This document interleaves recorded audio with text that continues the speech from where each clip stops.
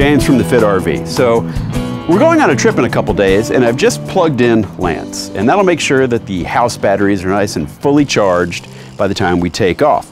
But as much as that'll keep the house batteries charged, that does absolutely nothing for the chassis battery, the vehicle starting battery. And depending on what accessories you've got installed, like if you have some like us, we had a little bit of a parasitic draw. So let me show you what I did to address that. You may have used something like this in the past. In fact, I know I have, that's why I have this one.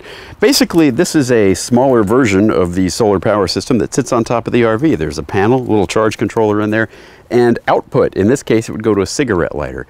Trouble is, if your cigarette lighter shuts off when the vehicle is off, then this does no good whatsoever in keeping the battery charged while your vehicle is in storage. And every vehicle I have now is like that. All the cigarette lighters go dead when it's in storage. So I took this idea and the idea of the solar panels on our rig and made up a little smaller system that works. Let me show you. It takes 3 things, and all of them you can get right on Amazon. So we'll start with the first one. Here we have a 20-watt solar panel. Now, believe it or not, I actually just had this laying around in the closet, but you can get these. They're not terribly expensive. This is a Zamp solar panel. In fact, all of the components of this system that I'm going to show you come from Zamp, so I'm not going to tell anyone how to wire things up because I wouldn't want you to wire them backwards and set your rig on fire, but they're all from Zamp, so they're all going to play nice together. So 20-watt solar panel will come with a lead on it, and the next components are under the hood.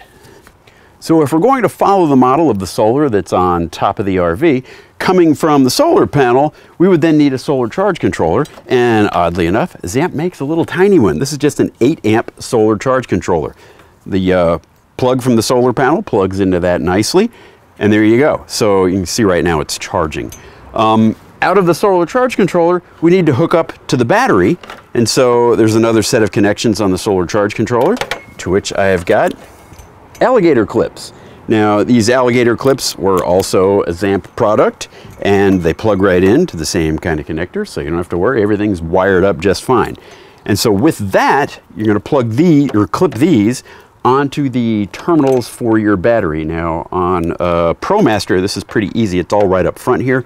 This little stud is your negative terminal, and then this under this little lever here, under this hood, that's the positive terminal. The actual battery is nowhere near here, so you don't have to worry about like battery gas, and it's an AGM battery anyway.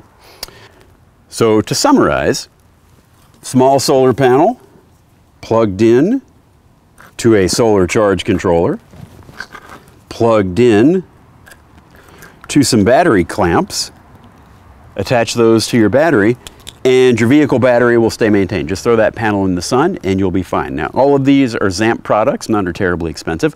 I'll put links to these particular products on the article that you can find in the bottom of the YouTube description, and that'll do it. This is what I'm going to be using whenever I need to store the rig for a while. This is James from the Fit RV. See you later. Bye.